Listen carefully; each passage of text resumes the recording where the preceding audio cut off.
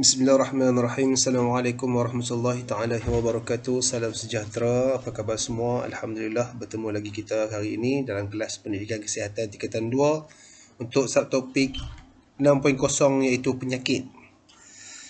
InsyaAllah hari ini cikgu akan cuba terangkan secara ringkas tentang subtopik yang akan kita bincangkan hari ini. Cikgu harap kamu dah bersedia dengan buku teks, buku nota dan alat tulis kamu. Kamu boleh rujuk buku teks kamu muka surat 176 sehingga muka surat 182. Baik, mari kita tengok standard pembelajaran yang ingin kita capai dalam subtopik ini. Okey, yang pertama kita akan membincangkan penyakit tidak berjangkit iaitu diabetes, hipertensi, penyakit kardiovaskular dan juga penyakit respiratory kronik. Yang kedua, mengaplikasi cara mencegah diabetes, hipertensi, penyakit kardiovaskular dan penyakit respiratory kronik. Dan yang ketiga, menilai akibat jika tidak mengamalkan gaya hidup sihat. Okey, mari kita tengok pengenalan. Okey, baik. Penyakit merupakan keadaan tidak normal yang menyebabkan penghidapnya tidak dapat memberi tumpuan dalam menjalani kehidupan seharian. Penyakit boleh diklasifikasikan kepada penyakit berjangkit dan penyakit tidak berjangkit. Okey, dalam bab ini kita akan memberi penekanan kepada penyakit tidak berjangkit seperti hipertensi, diabetes, penyakit kardiovaskular dan juga respiratory kronik. Okey, respiratory kronik ini adalah masalah kesukaran untuk bernafas. Okey. Mari kita tengok penyakit apa yang kita nak bincangkan ni ya.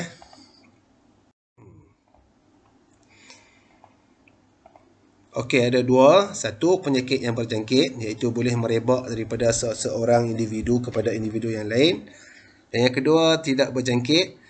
Yang ni tidak merebak, merupakan penyakit kronik yang tidak boleh disebarkan kepada orang lain.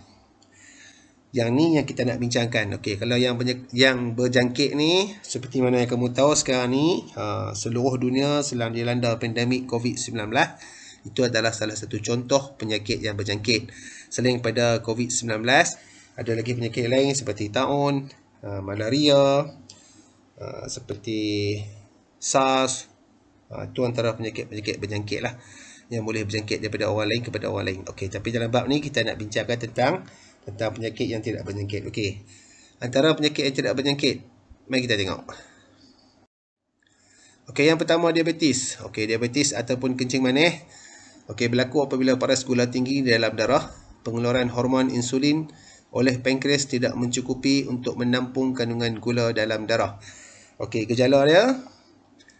Okey, kerap berasa dahaga, cepat letih, berat badan susut, kerap membuang air kecil, mudah terkena jangkitan kulit, luka lambat sembuh, penglihatan kabur, otot lemah dan gatal-gatal di bahagian kemaluan. Okey, itu antara gejala-gejala penyakit diabetes. Okey, yang kedua, penyakit kardiovaskular. Okey, berlaku apabila otot jantung tidak mendapat bekalan darah yang mencukupi disebabkan oleh saluran darah yang sempit atau tersumbat. Okey, gejala dia kerap sakit pada bahagian dada, kerap berdebar-debar, mudah berasa cemas, hilang selera makan, mudah berpeluh dengan banyak, kerap lelah dan sesak napas. Okey, itu penyakit kardiovaskular. Ataupun bahasa mudah dia kita cakap sakit jantung lah. Serangan jantung apa semua tu. Ataupun stroke kan. Okey, yang ketiga, hipertensi. Ini darah tinggi. Berlaku apabila tekanan darah melebihi bacaan 140/90 mm merkuri. Okey, gejala dia sakit kepala dan berdenyut-denyut di bahagian belakang kepala, kerap berasa kebas di leher, mudah marah, sukar tidur, cepat lelah dan sesak nafas serta sering gelisah. Itu gejala tanda-tanda orang ada penyakit darah tinggi ataupun hipertensi.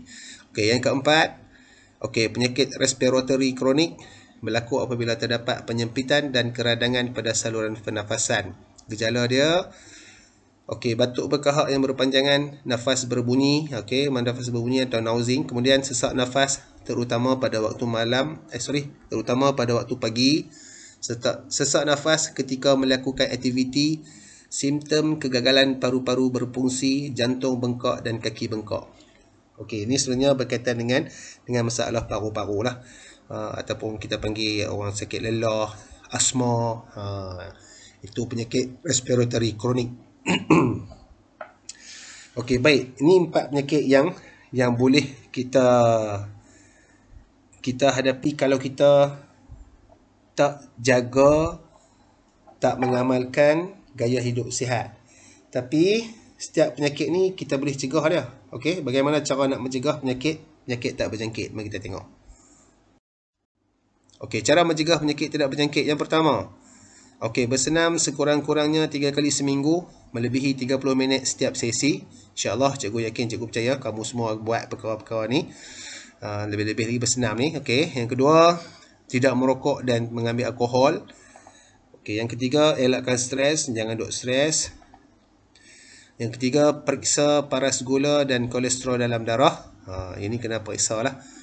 Okey, kemudian yang kelima, kekalkan berat badan unggul. Okey, kekalkan berat badan unggul. Macam mana nak tahu berat badan unggul? Kena tengoklah kamu punya body mass index, BMI tu, kena kira lah.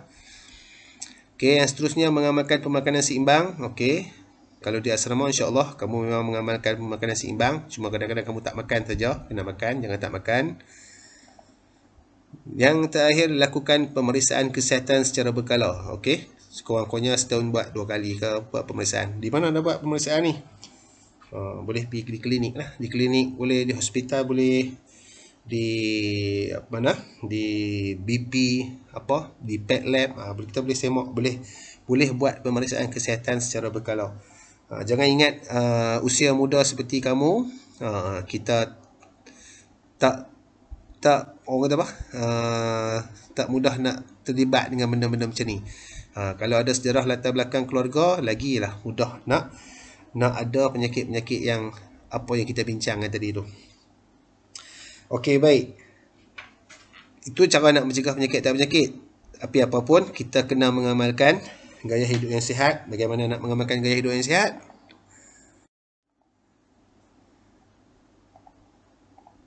Okey, lakukan pemeriksaan kesihatan sekiranya anda mempunyai sejarah keluarga yang menghidap diabetes. Kalau ada ibu kita, mak kita, ayah kita ada sejarah penyakit diabetes, kena ingat kita ada kebarangkalian boleh menghidap penyakit diabetes. Jadi kena buat pemeriksaan.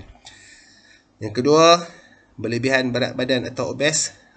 Jaga jangan lebih berat badan, jangan obes. Yang ketiga, tidak aktif atau tidak melakukan aktiviti fizikal. Jangan tak aktif, kena aktif.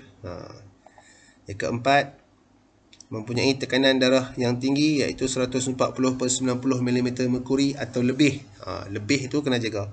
Itu salah satu ciri-ciri nak berlakunya masalah darah tinggi ataupun hipertensi. Okey, yang kelima, mempunyai tahap kolesterol yang tinggi.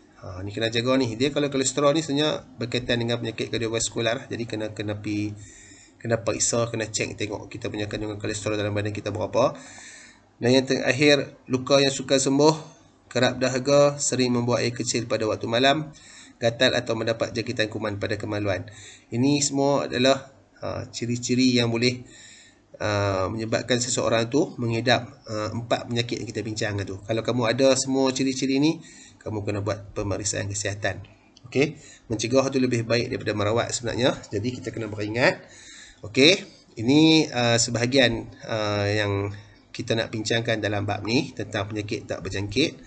Okey, apa-apa pertanyaan, persoalan, nanti kita bincang dalam kumpulan. InsyaAllah cikgu akan cuba jawab kepada kamu. Sekiranya kamu ada rujukan buku lain yang kamu boleh rujuk, yang kamu ada pandangan, ataupun ada fakta-fakta yang kamu nak kongsi, nanti kita boleh kongsi bersama insyaAllah. Sekian dulu daripada cikgu. Kita jumpa nanti masa kelas perbincangan nanti insyaAllah. Baik, Assalamualaikum warahmatullahi wabarakatuh.